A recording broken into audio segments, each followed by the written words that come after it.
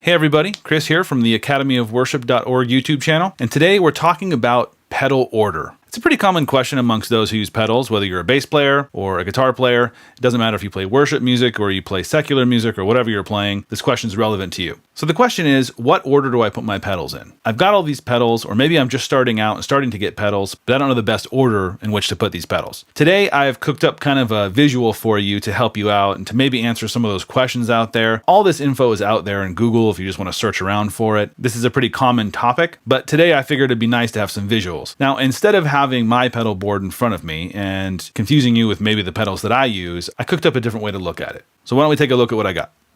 So right here, you're going to go ahead and see I'm using pedalboardplanner.com. I recommend you go check it out. It's pretty cool. It's provided free from Pedal Train.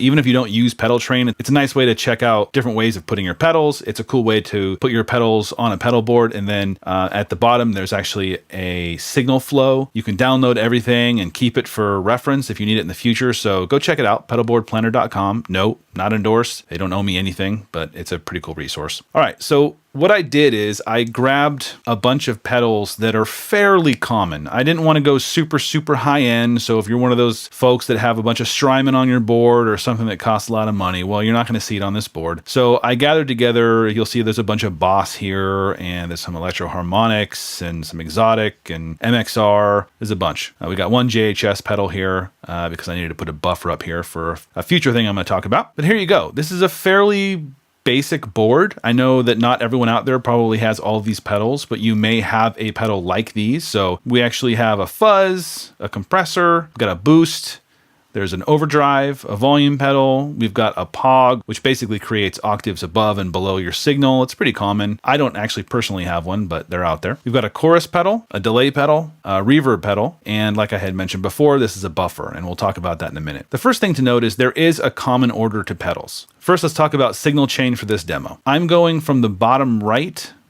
of this, across the bottom, out. This loops back over up here to the chorus and out this direction. I know that's kind of goofy, but for the sake of this whole video, I needed to kind of put something together quick. So we've got in at the bottom right, this comes out at the bottom left, loops up to the top right, goes out, top left is what goes out to your amplifier.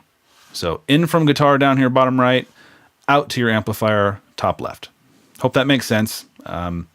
You just need one longer cable here in the middle of your board to connect these two. There's all kinds of ways you can do this, but for this video, this is how we have it. One thing to note is this Big Muff. This is a fuzz pedal, and I'm going to be talking about fuzz pedals in just a second because those do come into play when you have things called buffers on your board, which is this. Anything that you see if you buy a pedal that's not true bypass, if it says buffered bypass, that's generally going to introduce a buffer to your board, and that's going to come into play in some of this. Another video I'm going to make will talk about buffers and specifically what they're for and how they make your guitar sound, and I'll give you some demos of that whole thing. But for right now, just know that we're talking about buffers and how they affect pedal order. Generally speaking, pedal order goes like this. Anything that's an EQ or something along those lines, you're going to want first in your chain. So down here at the bottom right in this case. I didn't pull up any EQs or anything on this board because I don't use one, and generally most people don't, but a lot of people have them for other reasons. So if you have one, maybe put them down here. There is a case to be made to put EQs and things somewhere else in the chain, but for right now, let's just go with the basics. So you put EQ and stuff here, but we don't have it. Ignore this big muff here. Then you will come into compressors usually. Out of the compressor, you'll go into boosts. Out of a boost into any drive pedals you have. That can include some fuzz pedals, but in this case, I want to make a case for putting fuzzes first in your pedal chain, but we'll talk about that in a second. So drive pedals here, that could include distortion, overdrive, and the order of those can be up to you to whatever sounds good. I have another video out there that talks about the order of drives if you're stacking them, so maybe refer back to that if you have more than one drive, but for the sake of this video, we have just one drive on the board. Out of the drive section, you'll come into volume pedal, and out of the volume pedal, you'll come into like modulations. I consider this a modulation. This POG, like I said, it's an octaver. It puts notes above and below your original note. So I would go into this first, and then it comes out into more modulation. That's a chorus. This could include flangers, phasers, anything that modulates your signal. Out of that, you'd go into delay. Out of that, into reverb. And out of that, either straight to your amp or maybe into a buffer here if you don't already have a buffer. In the case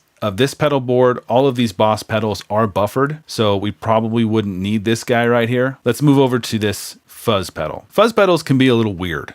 and they work weird with buffers. So if you have a pedal before them that is buffered, or you have an actual buffer before them, they can get really strange sounding. They can get thin, they'll sputter weird, they don't sound great. So generally speaking, if you have a fuzz pedal on your board, it's best to put it right after your guitar. So your guitar comes into it, and then worry about the order I just talked about. In the case of this board, I put the fuzz first, but if you don't have a fuzz, you can completely ignore this pedal and just start by coming into either EQs that aren't here, or you can come into your compressor and so forth. Another thing to mention, and I think is important to say, is really this is a starting point. If you like a different order, or if you find that you like a specific sound, these can all change. So let me give you an example. One general rule about an entire pedal board to think about is, what do you want a pedal to sound like after the pedal before it? Now, to demo that, what would happen is if instead of coming into your drives and then into your delay, you came into your delay, let me grab it here, and put your drive here. Now ignore the overlapping stuff, but if you delayed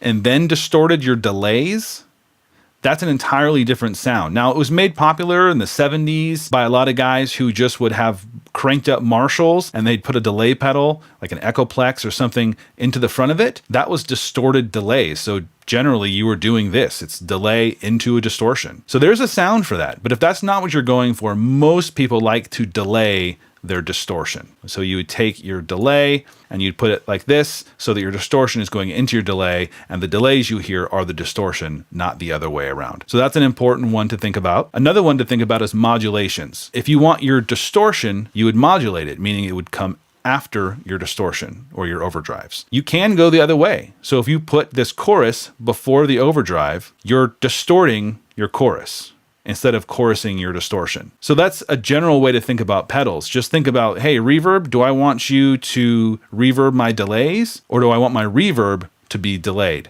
Generally, people like to do it this way, so they get nice clean delays from their guitar signal, and then those are reverbed out. However, there's no hard and fast rule. You can take your reverb and put it before your delays if you want. Another good case is this compressor here. Now, a lot of people like to take their clean guitar signal, because if you think about it, you're coming in here, this is getting hit by your guitar signal, you turn it on, and you've got a compressor that's doing its thing. Now, without going into details on compression, it evens out the transients on your guitar signal, meaning your peaks are much lower and your valleys are a little bit higher. It squishes everything to where you don't have as many dynamics. Putting this before your overdrive will smooth out the transients. The notes going into your overdrive will be sustained a little bit longer, because that's one of the things compression does to your guitar. However, if you swap these two pedals and you put the overdrive first and then a compressor later, you would be smoothing out the overdrive to where the peaks and the valleys kind of disappear. The character would simply change. So you'd have to listen to it. This is one of those things where I always say, flip some switches and turn some knobs. You know, it doesn't hurt anything really to put things on your board in a specific order. Try it out. Ugh, I don't like that. Switch it back, but give it a shot. Here's another example. So if you have the Micropog here and you're making some high octaves and low octaves, well, do you want those to be distorted? So you're distorting your signal and then you're splitting it into high and low octaves? Or do you want to put this before your overdrive and your overdrive is distorting the high, low, and regular guitar signal? It can have a different sound. It can affect it differently. It can make your guitar feel different. It's just a preference thing. There's no hard and fast rule, like I said before. Now, one thing to talk about is this boost. If you're running a boost, there's an argument to be had of where you're putting it on your board. Now, in this case, this boost is serving as almost a stacked overdrive, like I talked in my other video. When you hit your boost button here, you're actually boosting your overdrive here, meaning you can have your drive set here, but then hit it really hard with a volume boost into this pedal, and you'll actually get more gain. It might even turn up in volume a little bit, but essentially you'll turn this into another channel of gain if you hit it with this guy. If you move this to the end of your chain, towards the last thing before it hits your amp, when you hit it, it would actually volume boost your guitar and boost your amp more, because everything before it would be going into it and it would just turn the volume up. So when it hits your amp, if your amp's nice and clean, then your amp might not break up in overdrive. It would just turn everything up. So maybe for a solo, or if you have a lead part, that would be a good place to put it. Or if your amp is just on the edge of breakup and you want to just push it over the edge, you can do that by pushing everything just way harder into the front of your amp. So again, that's something you want to try. It's something you want to listen to and see if it helps you. And all of this is something you want to try in context. So it may sound great in your bedroom. It might sound great in your your front room. The second you're with a band and you start doing this stuff, you may notice, oh, that doesn't sit the way I want it to in the mix. Oh, my guitar doesn't poke out the way I want it to, or that's not doing the thing I had intended it to do. So definitely try these things in context if you can. One last thing. Now, there's plenty to go over on pedal boards in general, but I just want to cover the basics here. If you are using a separate buffer, which this box is right here, all it does is it changes the impedance of your cable run. Now, I'm not going to go into details right now, but let's just say that you notice there's some high-end drop-off when it hits your amp. So you plug straight into your amplifier, everything sounds crisp and nice, and it has lots of high-end, and things aren't mushy. And then you plug into your pedal board, and this isn't on your board, and you come out of your reverb here and go into your amp, and you notice that all of a sudden there's this high-end drop-off, things just kind of seem weaker. What that means is you have a lot of true bypass pedals on your board, or you have a lot of cable run on your board. Maybe you're using really long cables to connect all of these. There's some reason, and the more cable you add to your guitar signal, the more the high-end roll-off happens. And again, we'll get into impedance and cables and all that fun stuff later. Just know that one way to solve that is you can put a buffer at the end of your board. So if you grab one of these guys that's solely a buffer and you put it there,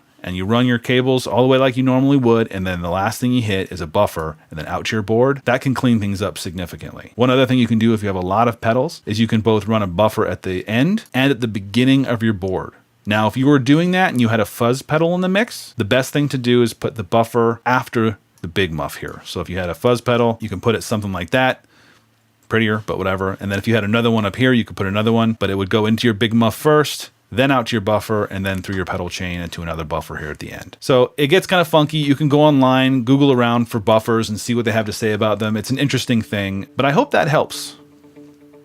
That's pretty much it. Now, I know that we covered a lot, and if you have any questions, I'd love to answer them down in the comments below. This whole thing was just the basics of a pedal board build and the order of pedals. Give it a shot. I keep saying that there's no hard and fast rule. None of this is set in stone. You could look at what I just said, completely disagree with me, go rearrange your pedal board and do it your way. That's fine. Your prerogative, have fun with that. If that's the sound you're looking for, then more power to you. But if you're a beginner and you're getting all these pedals and you don't know how to put them in order, this will be a great starting point. Please leave a comment below if you have any questions for me. I'd really appreciate it if you would subscribe to the channel if you haven't already. Please hit the thumbs up and remember to twist the knobs, flip the switches, and see what you like. I'll see you in the next one.